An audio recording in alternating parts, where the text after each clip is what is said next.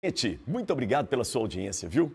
E agora, nesse momento, eu preciso também agradecer ao nosso patrocinador, o WebMob, Olá Imobiliária de Locação. Imagine ter análise de todas as opções de seguro-fiança em menos de 1 minuto. São 8 opções para análise dos inquilinos, juntamente com o orçamento do seguro incêndio. Fazemos tudo isso através da nossa plataforma, que é integrada com as seguradoras Porto Seguro, Tóquio Marine, Potencial e Tchu Seguros. Tudo isso já seria ótimo, não é? Mas a gente não para por aí, não. O WebMob é também gestão e atendimento humano. Faça como centenas de imobiliárias. Fale com a gente e agende uma apresentação. O WebMob. Acesse www.webmob.com.br ou então liga para a gente agora, ó, 31 98332 3971. E um bom programa para você. Bom papo!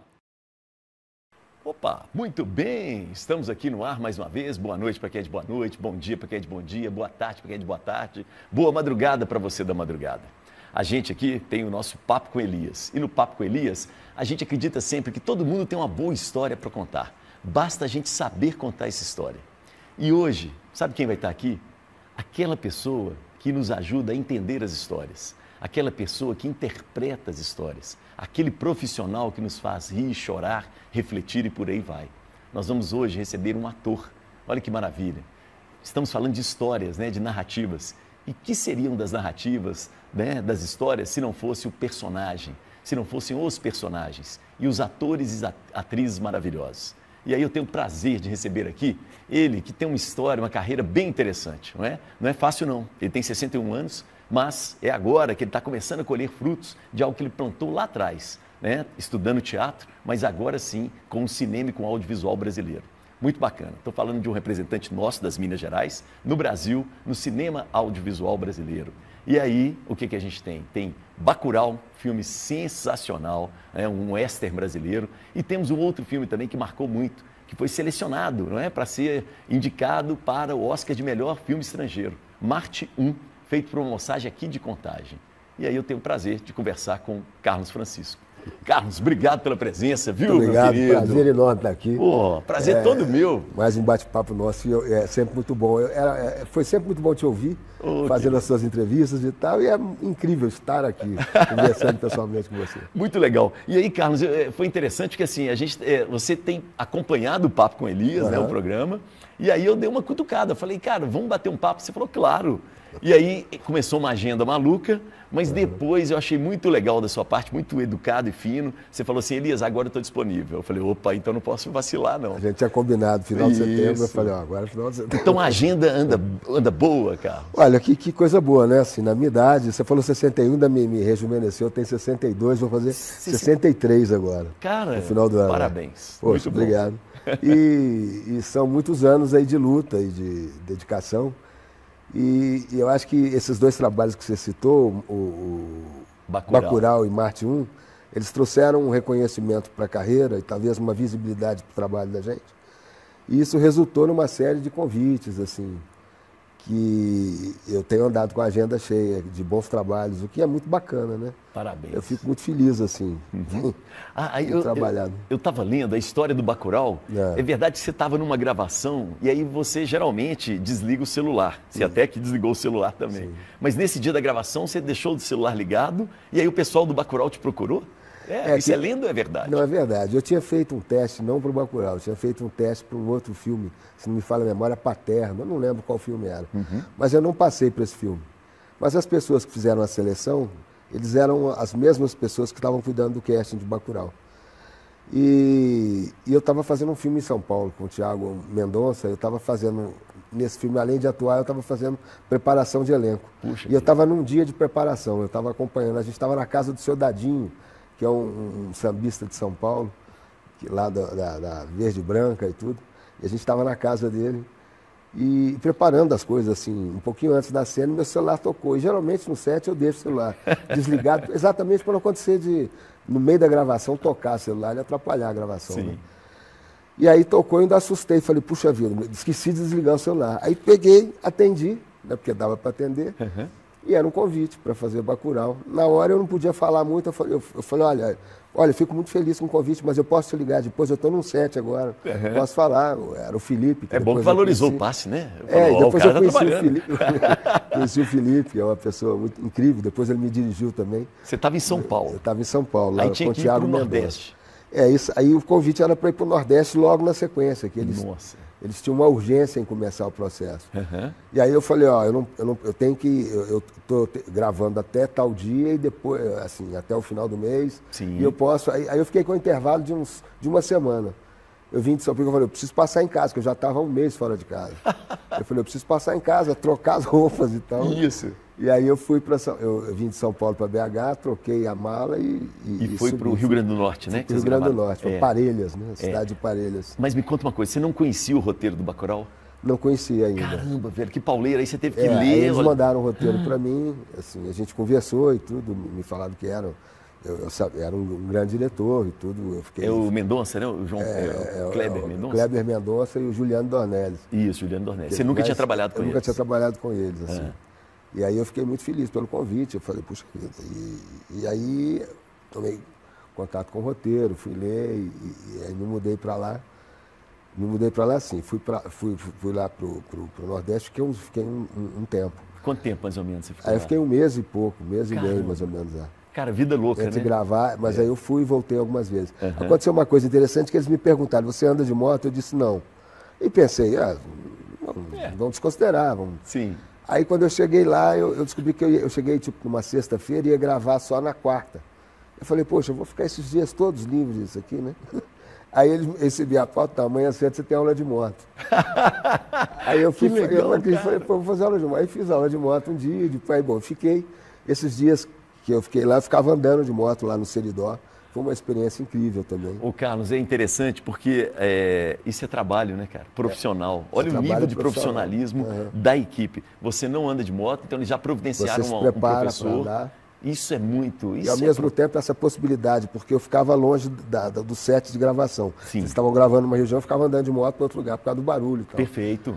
E essa possibilidade de ficar só ali no meio do Seridó também me ajudou muito a compor o personagem, que aquilo foi me dando um pouco daquela vivência do sertão. Porque o seu personagem, ele fica ele e a esposa... Eles... Meio ermitão. Um ermitão, né? A esposa era sazonal, porque ela era do grupo da Madame, que levavam as meninas itinerantemente por vários lugares. Perfeito. Quando ela chegava ali, eles namoravam, mas ela itinerava para outros lugares.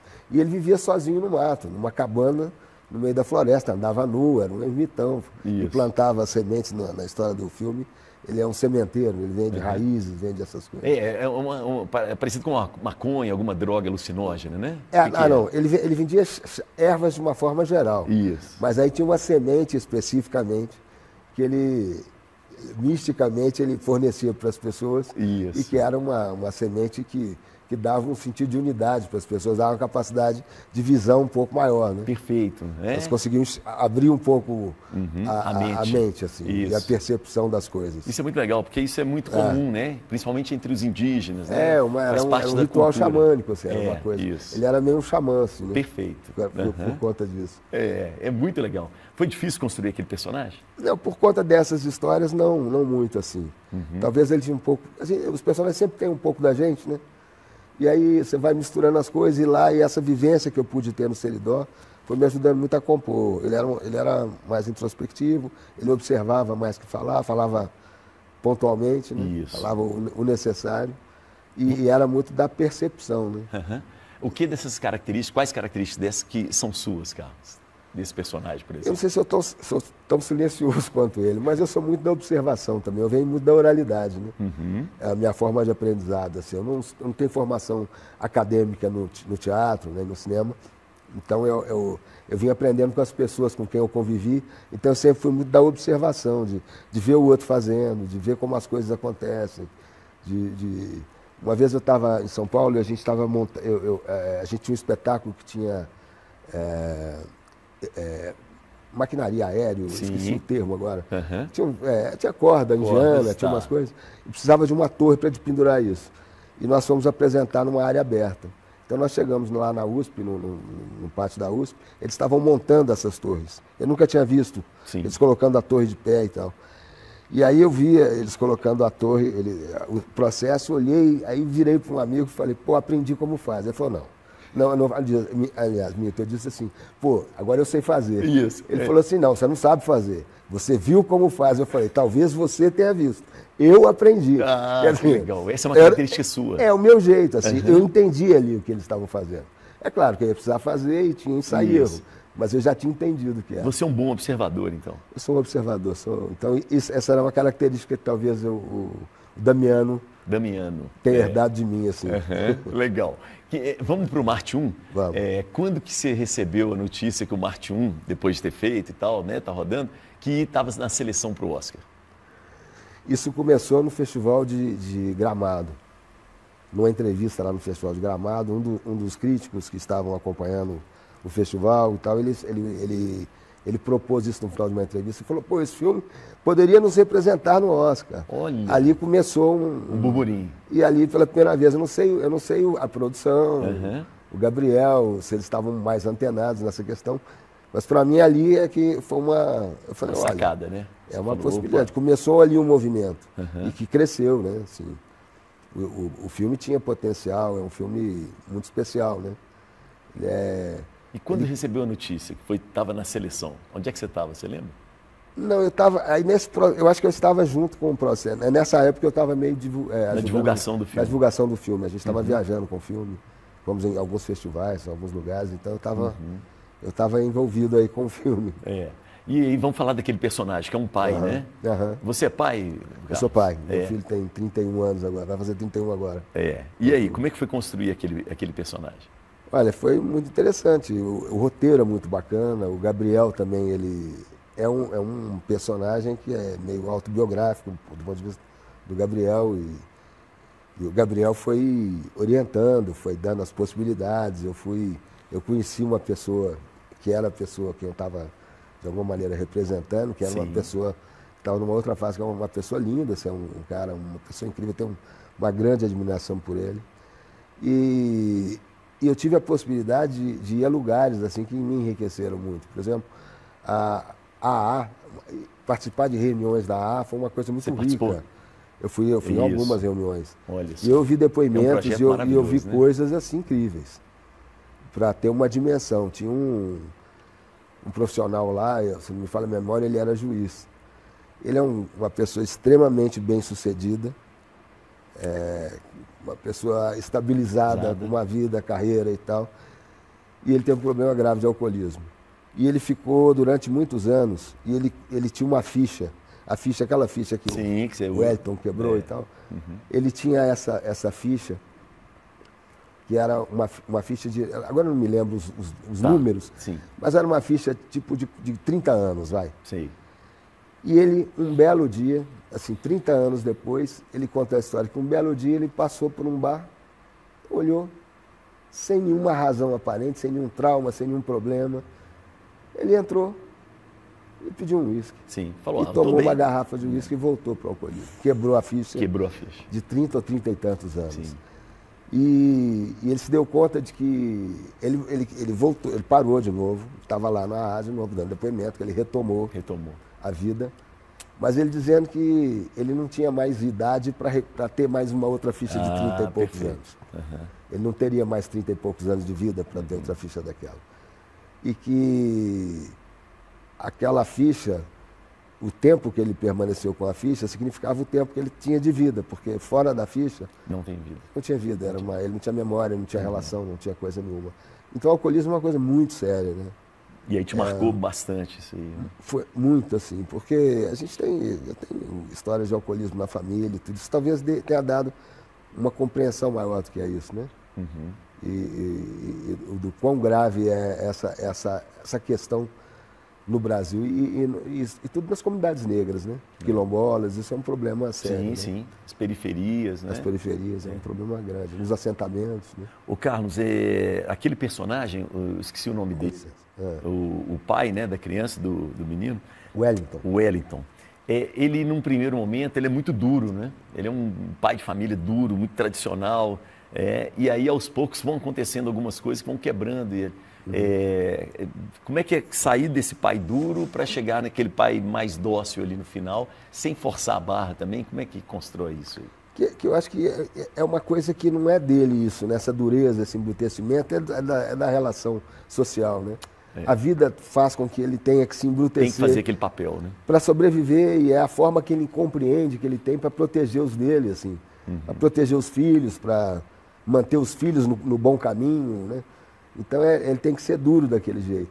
E à medida que ele vai percebendo que ele mesmo não é capaz de ter aquela dureza, e vai percebendo que há generosidade nos outros e que existe outra forma de viver e de se manter no bom caminho e tudo, eu acho que aí ele vai se abrindo também, né? Ele tem uma filha que assume, né, que é lésbica, né? Sim. E para ele é uma grande decepção. E aí, ao mesmo tempo, ele encontra nela uma grandeza enorme que estende a mão no momento que ele está mais fragilizado. E aí ele olha para ela e vê a grandeza dela naquele momento e fala, pô, que pequeneza a minha achar que essa questão sexual que é dela tem a ver comigo e que isso diminui o que quer que seja. E aí ele se abre para perceber que a vida é mais que essas convenções, né? E ele começa a crescer um pouco. Então eu acho que essa coisa de estar aberto também para se renovar, né? Para perceber o outro, eu acho que é a possibilidade dele de ir se desembrutecendo. Né? Perfeito. E a relação com o filho, né, menino, com o filho. É quase assim, ele quer que o filho seja jogador de futebol e o menino não sabe jogar, mas não quer ser jogador de futebol. É, né? Porque na cabeça dele é a única possibilidade, né? Aquele homem preto, periférico, a única possibilidade que ele encontra de dar um grande salto naquela questão econômica é se ele acertar na loteria, ele não joga, e se o filho for jogador de futebol, porque ele mesmo não pode mais ser, né? E não conseguiu ser durante a vida. Então ele vê no filho, ele fala, é um talento, esse menino tem possibilidade, vamos... Só que o menino não quer, ele nunca perguntou para o menino se o menino queria ou não, porque na cabeça dele ele fala, ele tem que querer, que esse é o caminho. Né? Uma hora ele percebe, fala, não, ele não quer. Talvez ele deva fazer outra coisa. Você passou por isso como pai? De às vezes a gente projetar nos nossos filhos o que a gente queria ser? Não, até que eu não interferi muito não. O Augusto, ele foi seguindo um pouco o caminho dele assim. Ele é arquiteto agora, mas ele fez edificações, uma coisa que eu fiquei surpreso. Ele fazia SESI em São Paulo, e aí no segundo ano para o terceiro ele podia fazer Senai. Não era obrigado a fazer, mas ele poderia fazer se quisesse. E ele quis fazer. Ninguém em casa estimulou assim, forçou, sugeriu. Ele quis fazer e fez. E eu achei que ele ia fazer, dentre as várias coisas que tinha, ele ia fazer computação, mecatrônica, eu pensei um monte de coisa. E ele fez edificações. Aí eu achei aquilo engraçado, eu falei, olha, ele quer fazer edificações. Diferente, né? E foi, aí botar um capacete, ia levantar parede, aprender a sentar tijolo. E eu achei aquilo incrível, eu falei, cara, eu nunca ia pensar que ele ia querer fazer isso. E quis fazer, e foi ótimo para ele, assim. E depois ele fez arquitetura. Sim, que é um caminho bem natural, se formou, né? Eu pensei até que ele ia fazer civil, mas aí ele acabou fazendo arquitetura. Minha irmã fez edificações no Cefet e depois fez arquitetura. Então acho que e é uma experiência para o arquiteto bem diferente, assim. Porque dá um outro lado para ele, que é o lado estrutural da prática, né? Isso. Ele entendeu o que ele está projetando mais assim, mais concretamente. Legal. Carlos, vamos falar de São Paulo. Você foi para São Paulo, né? Você nasceu em Belo Horizonte? Eu nasci em BH e fui para São Paulo em 91. Eu já tinha aqui em Belo Horizonte, eu já tinha sido funcionário público, tinha saído do funcionalismo. Onde que você trabalhou? Eu trabalhei na CARP. Sim. Era uma autarquia da Secretaria de Educação, de Economia Mista. E na época eu queria muito, e a gente tinha um grupo de teatro chamado Transarte. O grupo tinha várias pessoas, uns 15, depois foi ficando com 2, 3, assim. Era o Ricardo Figueiredo e eu, assim. E a gente fez um espetáculo, que éramos os dois, com uma roupa base, e não tinha cenário, não tinha nada, assim. E a ideia era a gente viajar com o espetáculo. E a gente acabou não viajando. E logo depois disso... Vamos lembrar que nessa época não existia lei de incentivo à cultura. Era nas bilheterias. Na bilheteria, né? Uma luta, né? Naquela época, as pessoas, para produzir, eu não peguei muito essa época, eu peguei o final disso, mas as pessoas naquela época, elas se cotizavam, vendiam o seu carro, isso mesmo. Hipotecavam o apartamento, juntavam a grana, produziam um espetáculo, e com a bilheteria, que geralmente acontecia de terça a domingo, às vezes 2 sessões no sábado, às vezes 2 sessões no domingo. Com essas bilheterias, as pessoas recuperavam esse dinheiro, conseguiam repor suas economias e pagar as pessoas do espetáculo e ainda ter algum lucro para a próxima produção, né? E a grande parte não conseguia, né? Era muito difícil. Isso trocava às vezes 6 por meia dúzia, continuava fazendo. Foi uma época que eu não peguei muito, assim, mas eu ouvi contar, né? Tá. Eu pego mais a época do reflorescimento do teatro de grupo, né? Isso, que é o movimento teatro de grupo. O movimento teatro de grupo em São Paulo, Aí eu pego isso... Aí você foi para São Paulo?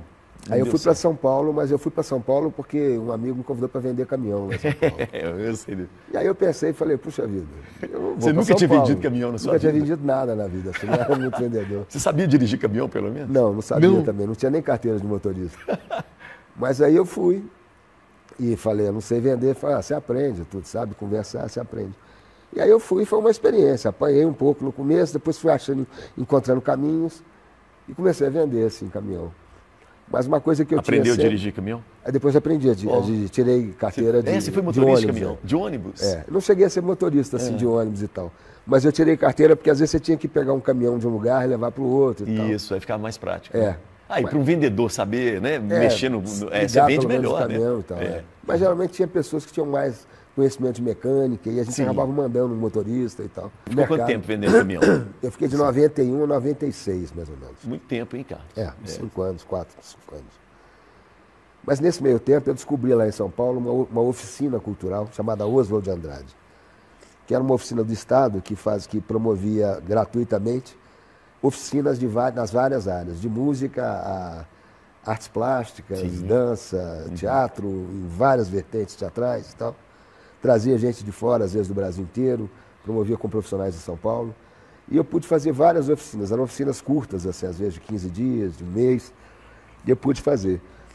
Fiz várias, assim, e no meu tempo eu ia fazendo e trabalhando. Trabalhando. Nesse meio tempo, em 93, eu me casei, aí já tinha filho, aí minha esposa mudou para São Paulo, e aí já tinha um pouco essa responsabilidade. Mesmo assim, eu consegui um tempo de fazer oficinas e tal. Em 96, eu fiz inscrição para uma oficina que era para formação de atores. Eu já tinha DRT, meu DRT era de 87, aqui de Minas. Tá. Mas eu estava esse tempo parado e tudo. E aí tinha uma oficina para formação de atores, lá na Oswald de Andrade, e eram 6 meses. E aí eu pensei, falei, 6 meses é muito tempo, vai ser tempo demais. Mas aí eu pensei, falei assim, aí eu vou me inscrever para ator e vou me inscrever para direção. Porque a direção era uma carga horária menor e tudo, eu perfeito. falei, dá para fazer. Tá. E aí eu fui selecionado para as duas. Puxa vida. E o diretor, que era o Marco Antônio Rodrigues, assim, que era o diretor da oficina, Sei. ele na época ele virou para mim e falou assim, cara, faz de interpretação que vai ser bom para você. Puxa. Vai ser legal para você. E aí eu fui para casa com aquilo na cabeça, aí depois eu pensei, falei, vou fazer. E fiz. E foi ótimo, era pro espetáculo chamado Assassinato do Anão do Caralho Grande, do Plínio Marcos. Como é que é o nome? O Assassinato do Anão do Caralho Grande, do Plínio Marcos. Era um espetáculo do Plínio Marcos inédito, que tinha um elenco enorme, eram mais de 30 e poucos personagens. Foi montado com 35. É mesmo? E eu fiz um dos personagens principais e ganhei um prêmio de melhor ator, primeiro prêmio que eu ganhei na vida, no Festival de São José do Rio Preto, que era um festival de teatro importante. Ainda é em São Paulo. Isso mesmo. E depois nunca mais ganhei prêmio, mas acabou que quando terminou a temporada do espetáculo, o Marco virou, com aquelas pessoas que tinham feito, eles eram quase que um ajuntado que trabalhavam de vez em quando. Se reuniam para montar um trabalho, se dissociavam. Eles haviam ganhado um edital para montar um espetáculo e eles estavam pensando em fundar um escritório. Montar um escritório pela primeira vez, assim, para ter uma sede. Perfeito. Pequena e tal. E eu comentei com ele um dia, falei, tô doido para sair dessa coisa do mercado de automóvel, então se você souber de alguma coisa, eu tô precisando de um emprego, mas eu tô precisando de um emprego que era na área, assim, para voltar. Aí ele passou um tempo e falou assim, eu tenho uma coisa para você. Você não quer trabalhar lá no escritório, assim, a gente está montando um escritório, precisa de uma pessoa para tomar conta, você não topa ficar lá? Eu falei, topo. Aí ele falou, o salário é tanto e tal. Eu cheguei em casa, eu conversei com minha companheira, porque o salário dava para pagar o aluguel. E sobrava uma beiradinha, assim. A conta do chá. É. Ela trabalhava? Não, ainda não. Nessa época não, porque o filho era pequeno. Aí ela virou para mim, ela foi muito companheira, que ela virou para mim e falou assim, não, o sonho é seu. Vai aí. Vai que eu tô aqui. Tamo aí, tamo junto. Tamo junto. Aí eu falei, 98? 96, 96, 97, tá. 97, eu acho. Tá. 97, 98, mais ou menos, aí. Já estávamos. E aí, tudo bem, aí fui para o escritório e tal. Logo depois ele me convidou para fazer assistência de direção do espetáculo que eles estavam montando, aí já entrou um dinheirinho a mais. Bom demais, a coisa começou aí, logo depois eu já comecei a atuar também, e aí pronto. E nesse meio tempo a gente precisava de um espaço para guardar cenário, e eu fui atrás de uma casa que eu conhecia. Eu passava sempre por uma casa em São Paulo e achava a casa linda e tal. E eu ficava, pô, um dia eu vou entrar nessa casa. Uma bobagem, assim, essa coisa de observação. Isso, da sua característica. E aí, quando precisava de um espaço, ninguém conseguia um, eu lembrei da casa. Eu falei, pô, vou ver de quem é a casa e vou pedir. Era de uma fundação. Uhum. O presidente da fundação me levou dentro da casa, eu entrei na casa, olhei a casa inteira, mas falei, não dava, porque a gente tinha torres de 5 metros, né? Uhum. E a casa tinha um pé direito baixo. Entre um cômodo, ela tinha um pé direito alto, mas entre um cômodo e o outro tinha uma sanca, uma coisa que diminuía a altura. Uhum. E eu falei, não dá, infelizmente. Fiquei muito frustrado, porque eu entrei na casa achando que ia dar certo. E o presidente da fundação percebia isso, a minha alegria, assim. Ele não entendia direito, mas percebeu. E aí houve uma frustração enorme. Aí na saída ele viu a minha frustração, ele falou assim, eu acho que eu tenho um lugar que vai servir para você. Não posso ir hoje, vai na segunda você me procura. Procurei, era um galpão. Que legal, hein, Carlos? E a gente acabou ficando nesse galpão, depois transformamos esse galpão no teatro, que está lá até hoje, que é o Galpão do Folias. Não acredito.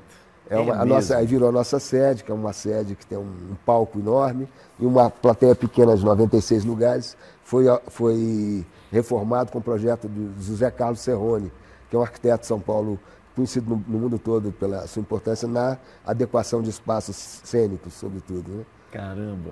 E aí está lá até hoje o espaço? Está lá o espaço. A primeira dentição com os mais velhos já saímos todos, mas tem uma juventude que está lá cuidando, lindamente.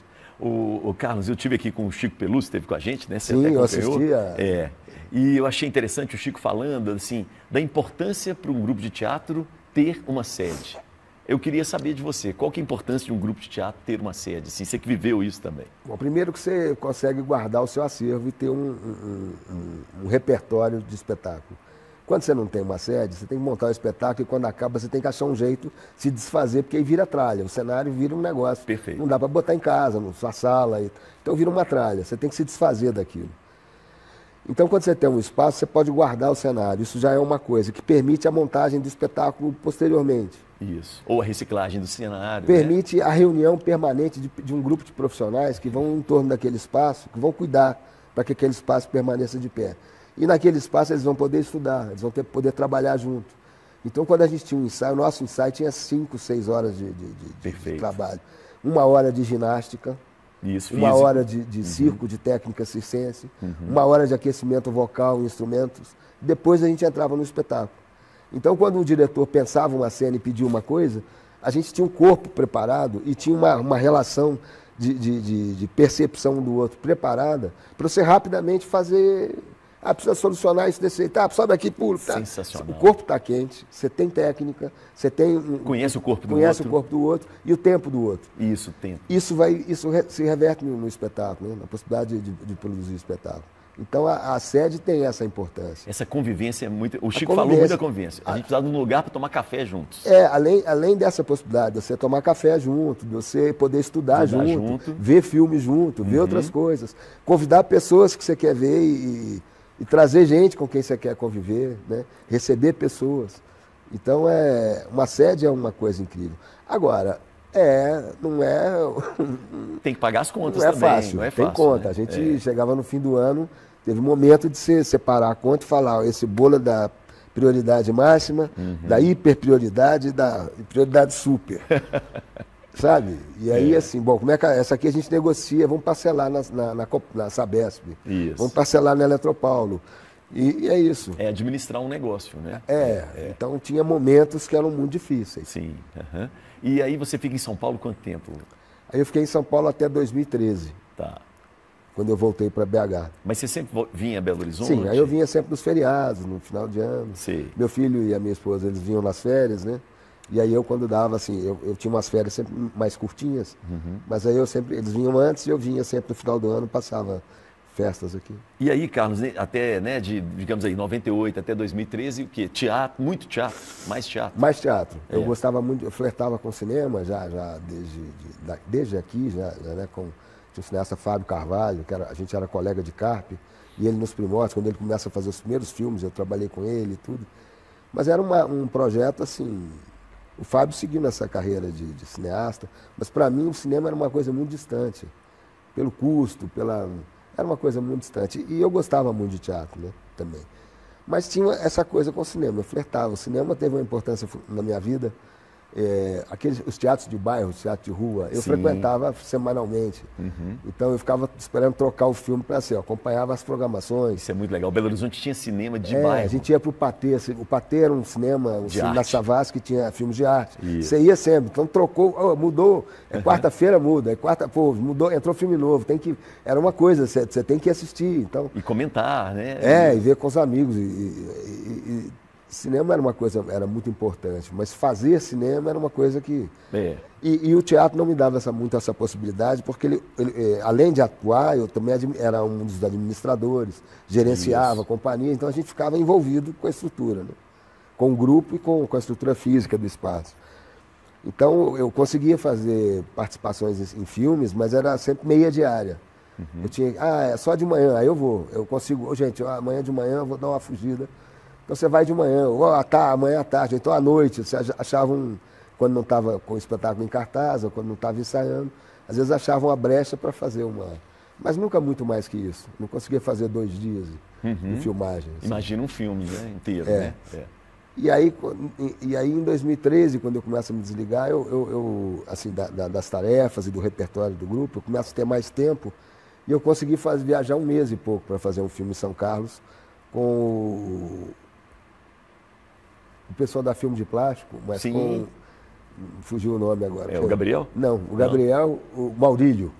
Com o Maurílio, sob a direção do Maurílio e do Adirley Queiroz de Brasília. Eles estavam dividindo juntos um documentário que eles fariam para a ESPN, Memória do Esporte Olímpico, mas circunstancialmente o atleta faleceu um pouco antes das gravações, e aí eles criaram um radialista que contaria essa história.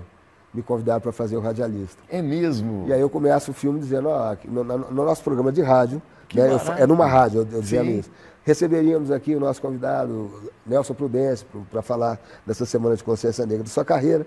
Nós fomos surpreendidos com a notícia do seu falecimento, então vamos dedicar os nossos próximos programas a contar a sua história através dos seus amigos e parentes. Que ideia, saída sensacional deles. E aí o filme é o Carlos José, o radialista, entrevistando, fazendo a entrevista que eles fariam com ele.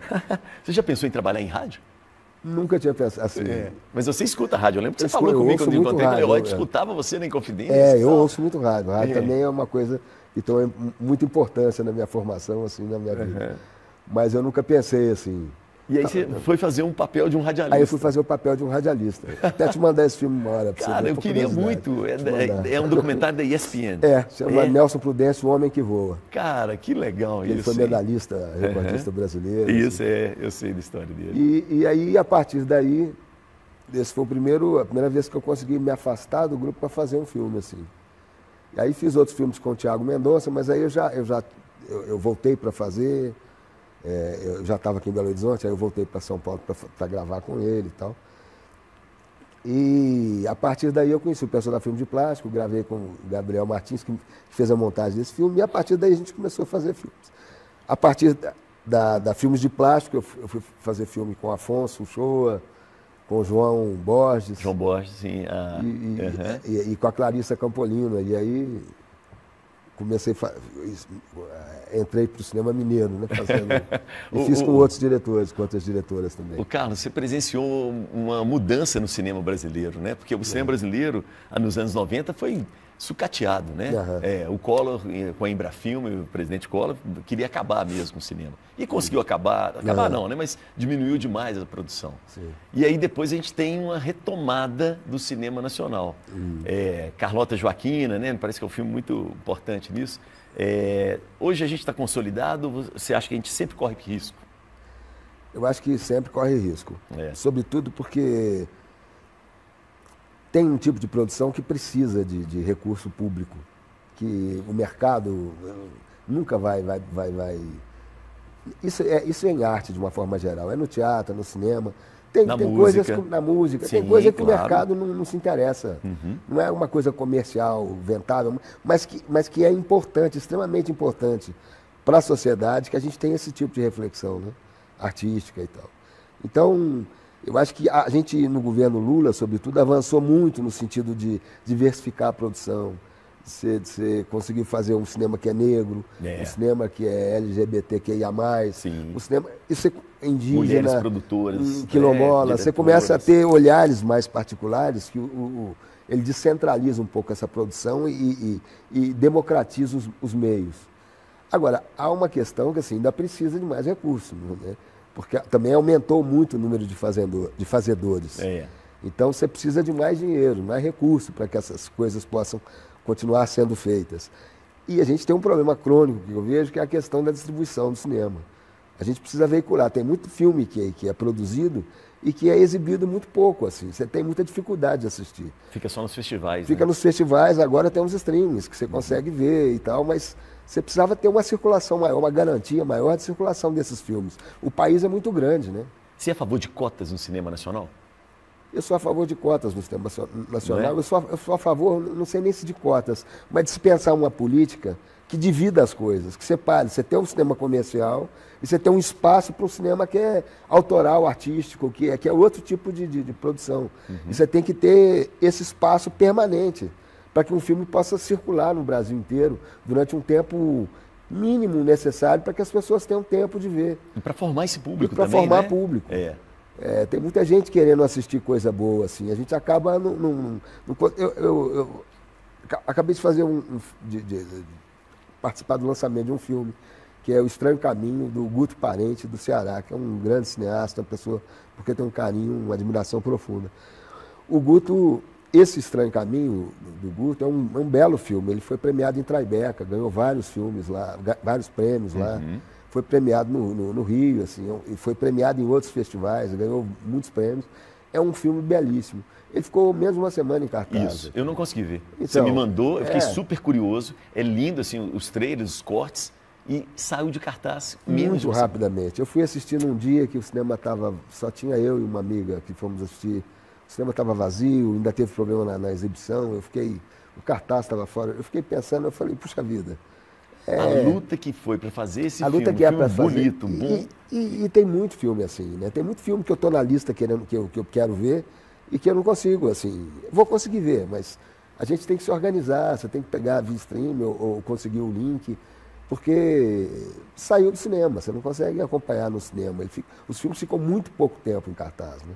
Eu vejo sempre, né, alguns diretoras, assim, quase que clamando assim, gente, a primeira semana é muito importante. Para manter o filme. Tem isso mesmo? Tem, porque se você tiver um número bom de público em determinada semana, justifica eles manterem o filme uma semana seguinte. Agora, você tem uma semana de salas vazias, você não tem nenhuma justificativa, porque fala, por que eu vou manter mais uma semana se eu posso colocar um outro filme que renda mais para o cinema? Era aí que talvez tinha que entrar uma política pública, né? Exatamente. De ter um mínimo de tempo de exibição ali, não é? Ou de ter uma parcela de distribuição de cotas para os estudantes, para as escolas, pessoas idosas, universidades, né? Talvez, grupos de idosos. De subvencionar esses ingressos, sabe? Para que também as salas tenham recurso, recebam. Mas porque essas leis, por exemplo, também são um pouco ingratas, né? Porque no teatro mesmo, você tem obrigatoriedade de 50% para determinados grupos. Eu acho justo que esses grupos recebam. Não sou contra as pessoas receberem, mas eu acho que isso tinha que ser subvencionado, porque isso entra no bolso do produtor, né? O produtor é que banca, é uma lei federal, mas quem banca é o produtor, então isso é... Não, e a gente vê tanto subsídio para agronegócio, para empresas enormes. Essa que é a grande questão, né? Então isso devia ser... Às vezes pessoas que são contra cotas, né? São a favor, esquecem de ser contra cotas para agronegócio, por exemplo, que são as maiores cotas e as maiores isenções, né? Que a gente tem no país. Essa questão realmente assim, e aí a subvenção para empresas, por exemplo, tinha um discurso, vai gerar emprego, vai melhorar o salário. Não gerou emprego, não melhorou o salário. Não, porque estão automatizando cada vez mais a produção. Só concentrou o lucro. Isso só concentra lucro. O Carlos, mas, por exemplo, Estados Unidos, entrar com um filme estrangeiro nos Estados Unidos é muito difícil. Né? Digamos assim, o berço do capitalismo, né? Do livre mercado, eles não brincam com o cinema americano, eles não dão mole para quem vem de fora. Né? Nem para quem vem de fora lá e nem com o filme deles fora, né? Que eles exigem, eles atropelam, né? Os filmes têm bilheterias milionárias no mundo inteiro, né? Os filmes deles. E você não consegue entrar e ter uma bilheteria mínima lá no cinema. Não, e tem produtos, né? Balde de pipoca, é uma indústria mesmo. É, né? Uma indústria. A gente ainda não... E é uma indústria milionária. Os valores do que se produz cinema nos Estados Unidos com relação ao cinema que se produz aqui são desiguais, né? É, uma covardia, né? São se for competir, né? Aqui se faz com muito pouca grana, você faz bons filmes, né? Carlos, você já teve algum convite para fazer algo fora, assim? Não, ainda não. Já tive uma consulta uma vez, mas tinha eu não falo inglês ainda, assim, eu estou até estudando, assim, tentando aprender. Legal, é isso, né? É sempre uma questão de poder ler mesmo, ler coisas, você assistir, ver coisas, você poder compreender, né? Mas eu não falo. Aí uma vez me consultaram, você fala inglês? Eu falei, não. Então, provavelmente era algum trabalho. Sim. Né? E o cinema latino, né? A gente tem uma força grande aqui, Argentina, Uruguai, né? Sim. Você gosta desse cinema? Eu gosto também. Eu gosto de bom cinema, né? Bons filmes do mundo inteiro, assim. Mas do ponto de vista de fazer, ainda não tive essa possibilidade, assim. Eu conheço mais como espectador mesmo, né? Tá. Mercado internacional, assim, latino e norte-americano. Agora eu queria voltar um pouco na sua infância, assim, né? Você sempre pensou em trabalhar com arte, em ser ator? Como é que isso nasceu? Tem alguém na família, alguma referência, Carlos? Não, a memória que eu tenho é que eu tinha uma tia que era professora de escola primária, de uma escola particular e tudo. E no final de ano ela me levou para ver uma festa de formatura da escola. E era uma peça de teatro. Era a história dos pirilampos. Eu me lembro da história ainda, assim. E contando ainda vejo imagens, assim. Eu lembro que apagou a luz e começou a peça. Era uma peça com cenário, figurino, iluminação. E eu fiquei muito impactado com aquilo. Achei aquilo incrível. E logo depois eu ainda subi no palco, fui conversar com os personagens. Eu devia ter 10 anos, menos. Eu era menino, eu era pequeno. E eu lembro que ainda fiquei apaixonado por uma das atrizes, assim, que fazia uma personagem. Um amor impossível, que eu era uma criança. E ela era muito carinhosa comigo, que eu era uma criança. Ela nem me pegava no colo. E eu ficava alucinado aquilo, assim. Em algum lugar na minha cabeça, cabecinha de criança, eu formulei que aquilo é o que eu queria fazer na vida, assim. Eu fiquei meio perseguindo isso ao longo. Eu me lembro sempre de estar envolvido com teatro, fazendo teatro. Na escola teve alguma experiência assim? Fiz na escola, fiz teatro na escola, fiz teatro no quintal. No quintal? Eu te falei uma vez, no bairro lá, a gente tinha o Libério Neves, eu era muito amigo dos filhos do Libério Neves lá em Santa Teresa. Eles tinham um quintal maior que o quintal lá da minha casa ainda, um quintal enorme no fundo da casa. E a gente de vez em quando fazia um cirquinho lá e montávamos espetáculos para ir os parentes, os vizinhos. E a gente colocava um botijão de gás, colocava tábua, então fazia as arquibancadas e apresentávamos espetáculos lá. E eu fiz no colégio, e aí a minha memória é sempre de estar fazendo isso. Quando eu fiz faculdade de comunicação, não me formei, mas eu fiz relações públicas na Milton Paiva, então eu lembro que quando eu entrei, eu fiz na Calorada, a gente fez teatro, a gente fez coisas na Calorada. E aí eu sempre, assim... Só esse período que eu vim de caminhão mesmo que eu parei, que é engraçado, eu parei de contar a história. Mas logo depois voltei. Legal. Quem são suas referências, assim, atores e atrizes? Quem que você... são muitas referências, né? Mas agora, atualmente, assim, que você tem, né? Que mexe com você, assim. Eu vou falar das pessoas... Eu vou falar de mulheres. A Fernanda Montenegro é uma pessoa que eu admiro muito. Você já teve com ela? Não, nunca tive. Tenho uma admiração profunda também pelo Pitanga, assim. Eu acho que Antônio Pitanga é um grande ator. Sim. Agora, tem gente mais nova, Nadira Paz eu admiro muito. É interessante o Paulo Vieira é um cara que... Uma pessoa com quem eu tive a possibilidade de trabalhar agora há pouco, que é um grande ator, assim. E tem muita gente, tem muito ator que pouco conhecido, assim, né? Que tem o Val lá em São Paulo, tem muita gente bacana. E aqui, né? Tem atores e atrizes aqui que eu admiro muito. A Rejane, por exemplo, a pessoa com quem eu tinha a possibilidade de trabalhar, é uma grande atriz. A Grace passou. Né? O Renato mesmo, do irmão do André, que está fazendo O Dia que Te Conheci agora com a Grace, faz lindamente, assim. É um Renato Martins, né? Um grande ator, assim. Tem muita gente que eu admiro. Assim, nesse... gente mais nova, gente mais velha, assim. E diretores, diretoras, assim, com quem você trabalhou, que te marcaram, assim, que, né, você fala, nossa, isso aí até, assim, me botou pra frente, assim, né? Acho esses diretores todos, viu? Eu tive a possibilidade de trabalhar com muita gente bacana. Começando lá com o Thiago Mendonça, que é uma pessoa que eu gosto muito. Gabriel Martins, acho que é um gênio, assim, na direção. Kleber Mendonça Filho, um grande diretor. O Guto Parente também, uma pessoa extremamente bacana, assim. Clarissa Campolino, o Afonso Chorro, que eu trabalhei pouquinho, o João Dumas também, eu trabalhei no Arábia. O João Borges, que a gente fez Guaicurus, que é a maneira como ele conduzia. Cada um conduz de uma maneira, mas eu tenho uma admiração profunda por eles todos, sabe? Vamos falar do Gabriel, da Turma de Contagem. Como é que eles conduzem? Como é que é a condução deles com você, ator, assim? O Gabriel, vocês, né? Ele é muito cirúrgico, assim. Ele sabe onde ele quer chegar na cena. E ele persegue isso. Ao mesmo tempo, ele te ouve. Se você dá um caminho, ele tem esse caminho para chegar lá. Mas aí, se você propõe esse, e ele gosta, ele aceita. Ele vê que é orgânico, então ele aceita o seu caminho. Mas ele te conduz na direção do que ele quer, cirurgicamente.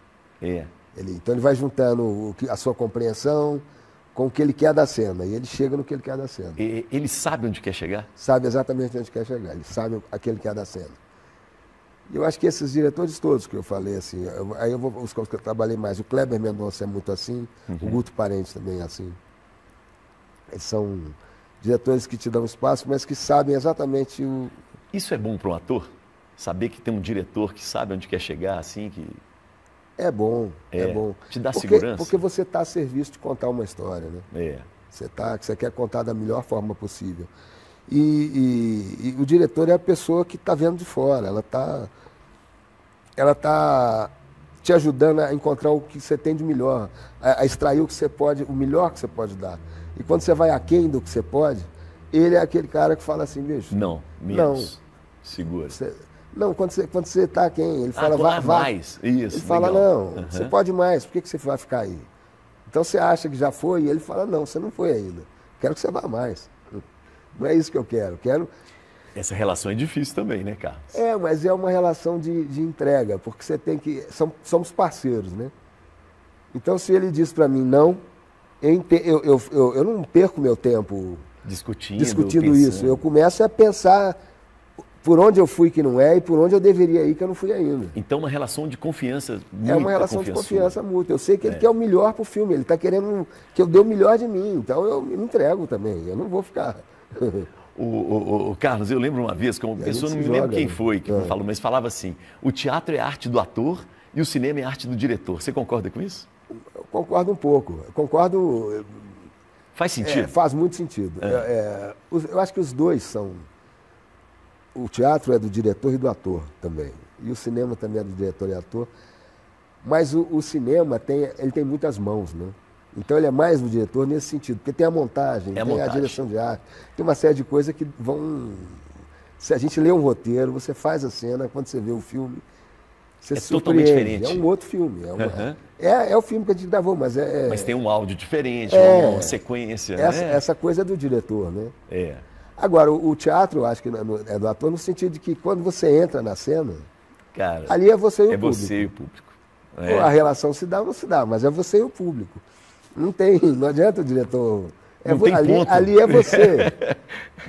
Você sente a reação da plateia, às vezes você entrou para fazer uma coisa, mas você sentiu a plateia de outro jeito, e aí você muda, você adequa. Às vezes é milimétrico isso, é filigrama, mas é uma coisa de percepção, né? Você já foi para a rua? Já fui para a rua, já fiz. Você gosta de fazer rua? Eu gosto também. Mas aí é um risco enorme, né? Porque tem de tudo ali, né? Mas é uma maneira de... A gente lida com isso, né? Você tem que estar muito preparado na cena para que a cena te dê a possibilidade de sair e voltar, né? A cena te segura, né? O Chico Pelúcio, ele diz que está faltando teatro de rua em Belo Horizonte. Ele acha que a gente perdeu essa característica. Você concorda? Eu acho que se o Chico Pelúcio disse, quem sou eu para discordar do Chico Pelúcio? Mas você é um cara forte também. Mas eu acho que sim. Ele disse que já tivemos mais teatro de rua em Belo Horizonte. Eu acho que sim. Acho que sim. Haja vista a Duque de Caxias, né? A gente tinha muito mais produção e tal. Tinha mais grupo. Eu não conheço bem hoje assim, o movimento teatral de Belo Horizonte. Eu não acompanho profundamente, então eu não tenho esse olhar assim. Mas eu tenho essa percepção de que falta um pouco, né? Mas tem gente produzindo. Tem a Cox, eu sei que está produzindo, que produz lá no... mas a gente tinha mais espetáculos, né? Festival Internacional de Teatro, né? A gente tinha a ocupação da rua muito forte. Tinha muito mais coisa, né? A gente tem uma adequação, por exemplo, a Sapucaí agora perdeu o trânsito e ganhou o calçadão, né? Talvez essas coisas estimulem esse espaço, estimulem o teatro a voltar para a rua, né? A gente tem muita música na rua, né? Mas eu acho que o teatro faz falta, né?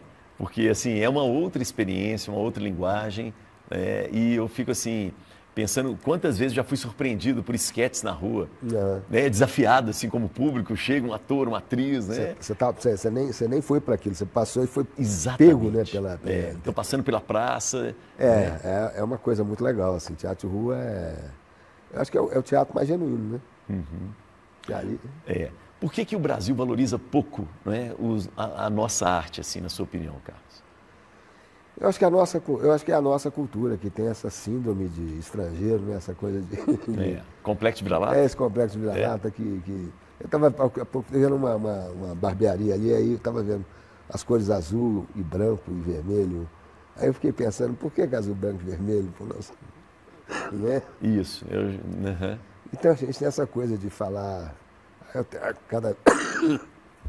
perdão, essa tosse vai e vem, não tem jeito, vamos lutando, driblando ela aqui, né? Mas essa coisa de as pessoas falam, eu tenho um date, que date? Sabe? Vão substituindo as palavras do português por expressões que não são brasileiras. E a gente vai substituindo coisas. Então a gente tem essa mania, né? Dessa coisa de fora, assim. E talvez a gente tenha que se debruçar muito sobre essa nossa produção, que fala dessas coisas genuínas, né? Se a gente falou de dois filmes, você falou de um filme que é o Wellington, por exemplo, que é o personagem que eu faço, um personagem tão significativo, e é uma pessoa extremamente comum, é um homem que não tem nenhuma grande...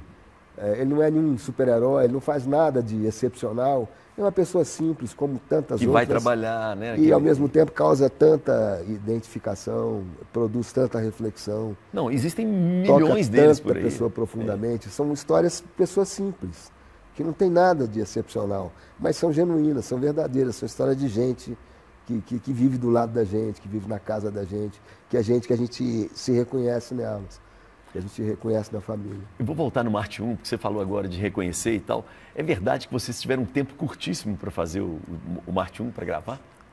Era um edital e ele tinha um limite de tempo. A gente gravou em acho que um mês e pouco, assim foi. Um mês e pouco? Não acredito. Eu acho que foi isso. A memória pode me trair, assim, mas eu acho que foi em torno disso. Sim, sim. É pouco tempo demais. Não era muita grana também, não, assim, para o projeto, né? Era um edital de ação afirmativa. Saiu Marte 1, Cabeça de Negro, tem um outro filme que eu não me lembro, assim. E tem muita gente negros, ali de Contagem, ali da região, assim, que participou? Como é que foi? Eu acho que sempre tem muita gente de Contagem que participa nos filmes da Filme de Plástico. E quando as gravações acontecem em Contagem, é uma coisa incrível, porque o bairro acolhe a gravação. Todo mundo ajuda, todo mundo facilita. Se precisar fechar uma rua, fecha-se a rua, não tem problema, ninguém...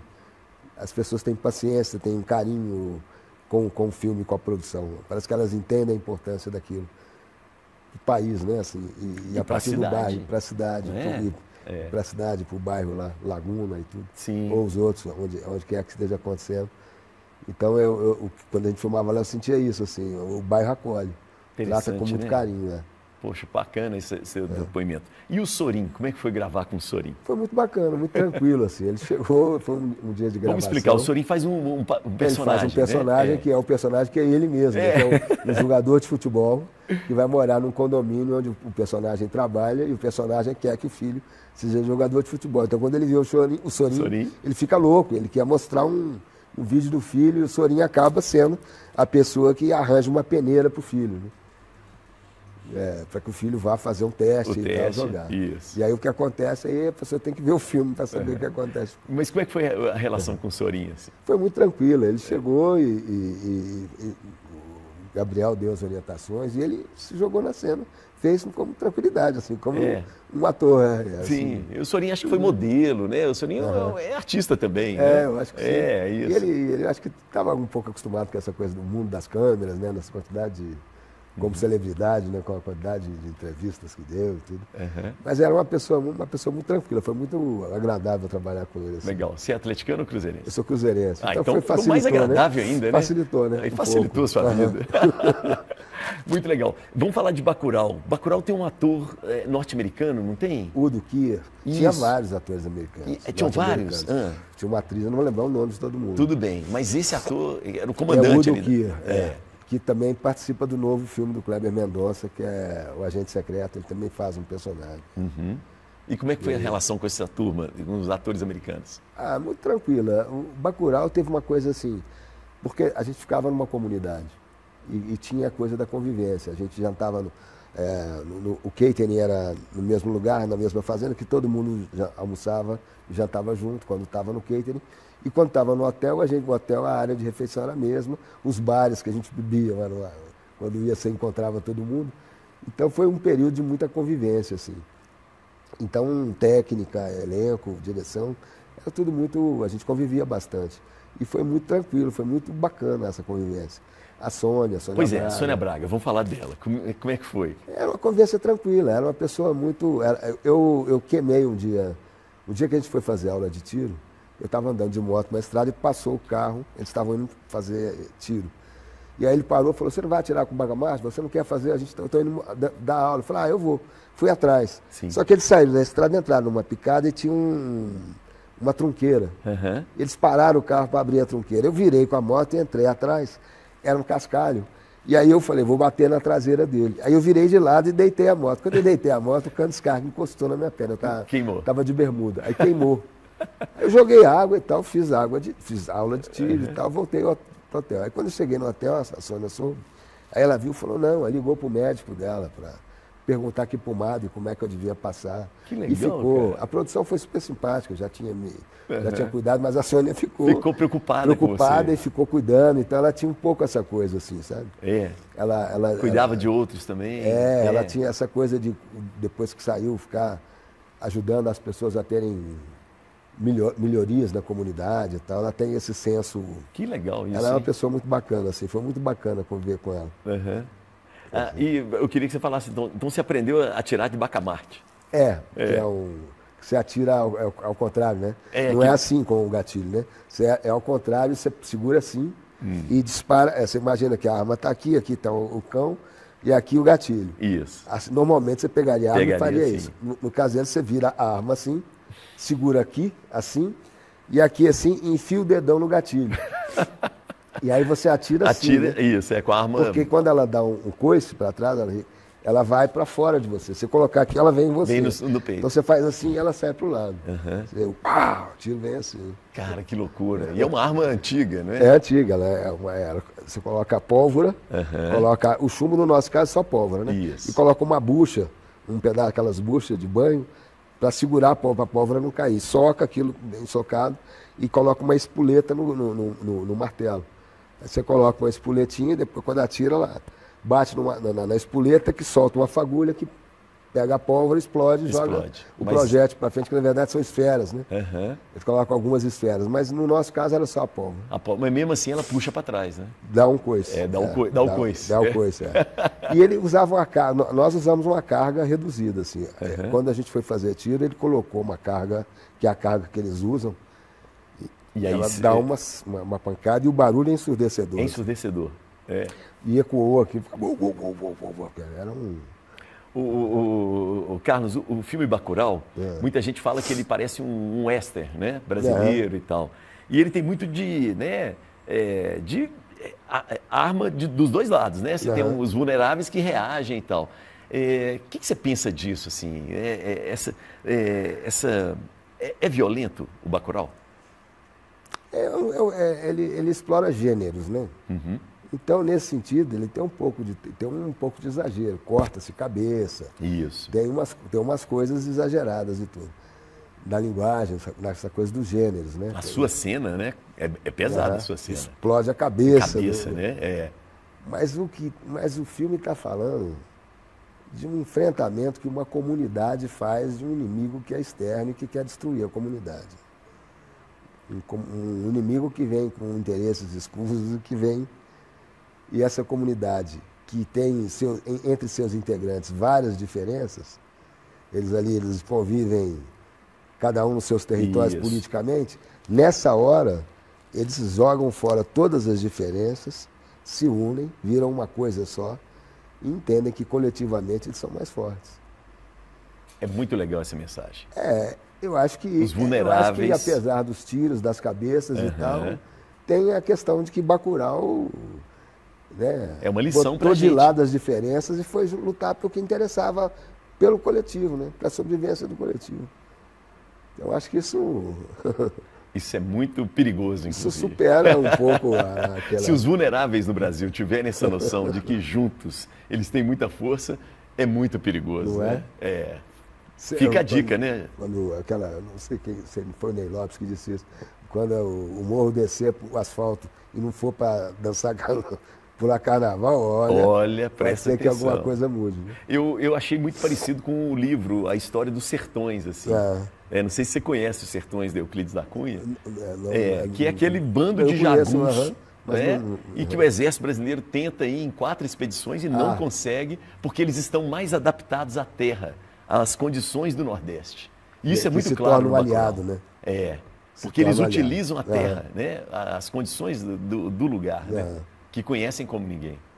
E o estrangeiro, no caso de Bacurau, não conheceu, por exemplo, o museu por arrogância, né? Uhum. Se tivesse sentado no museu, ele ia ver que era um povo de resistência. Perfeito. Eles tinham armas, eles iam ver... Né? Exatamente. E aí, por pura arrogância, eles desconsideraram a cultura da região, que a importância da cultura também. Né? É muito legal, muito legal. Eu acho, assim, uma lição...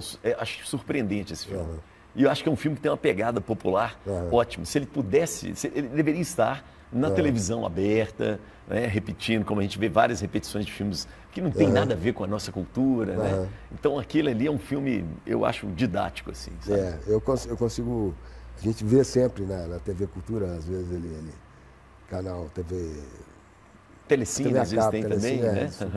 Ele sempre passa, assim, mas devia passar mais na TV aberta. Né? Isso, porque inclusive ele é um filme fácil de você entendê-lo. Né?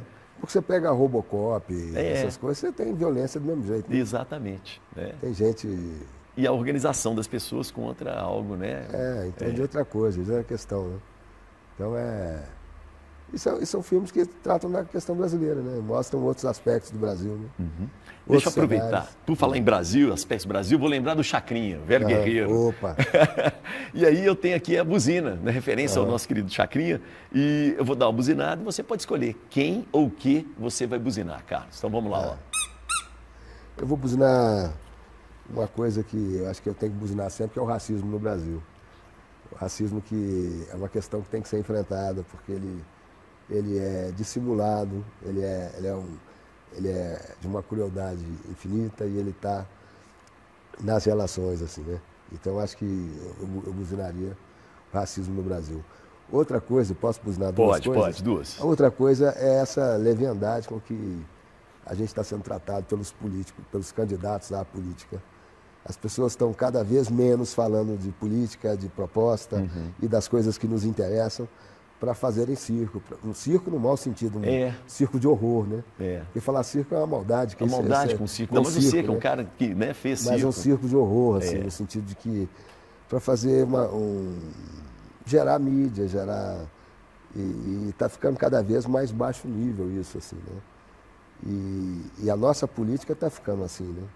Nosso Congresso está cada vez mais baixo nível, votando na calada da noite interesses escusos, assim. Então, eu acho que buzina essa nossa frequência baixa para a nossa política. Boa. Como é que a arte pode ajudar a combater, por exemplo, o racismo no Brasil? Eu acho que colocando corpos pretos na cena é uma forma. E esses corpos pretos contando histórias que não são histórias necessariamente ligadas à violência, ligadas à criminalidade, mas ligadas a questões existenciais, humanas, de superação.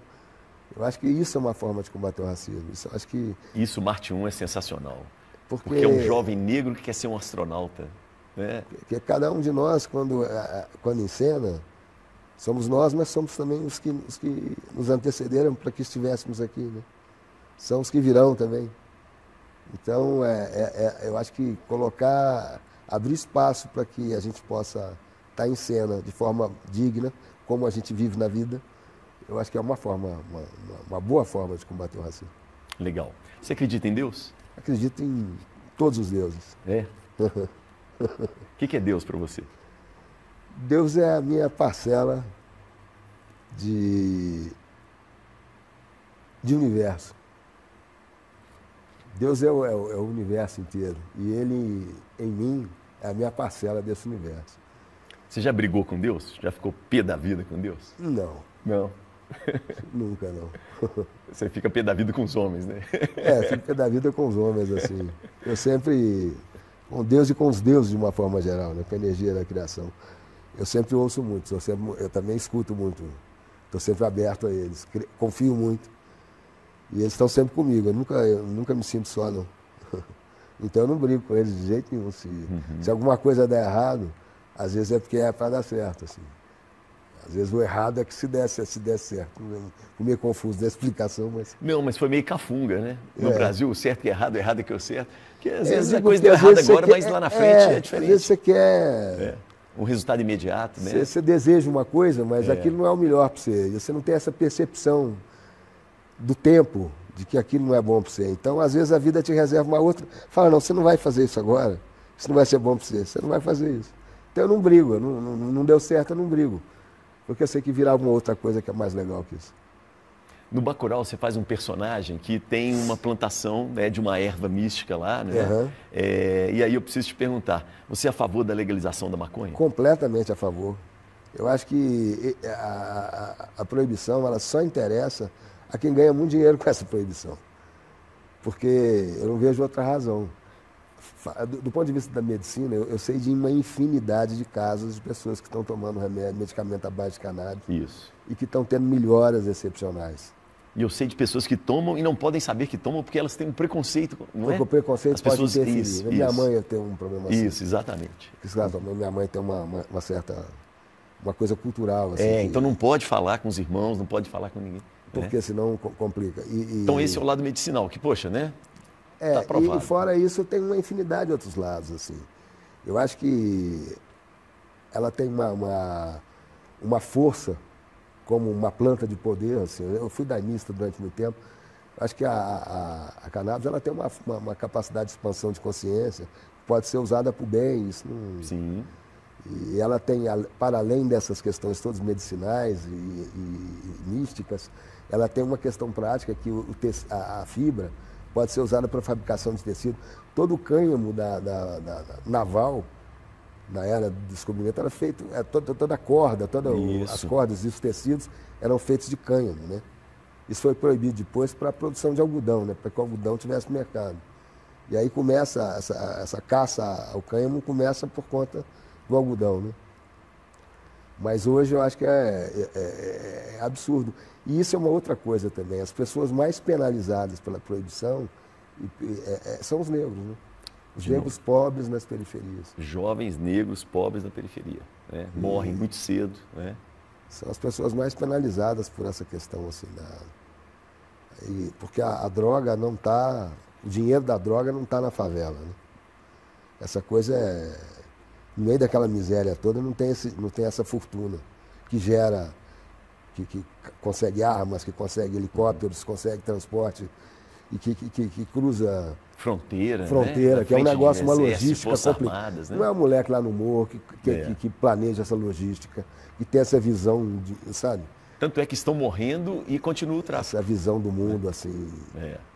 Elas morrem e são substituídas. São peças que vão... É como um parafuso que quebra 6 horas e põe outro parafuso. E o dinheiro continua vindo e voltando para o mesmo lugar, né? Eu acho que essa aqui é a questão. Esse é que o enfrentamento precisa ser feito. Não é proibir, né? Acho que descriminalizando, eu acho que a liberação, sobretudo para pequenas produções, sabe? Produções caseiras. Você vai eliminar um monte de problema na sociedade. Não é o contrário. Isso não vai aumentar o problema, vai diminuir.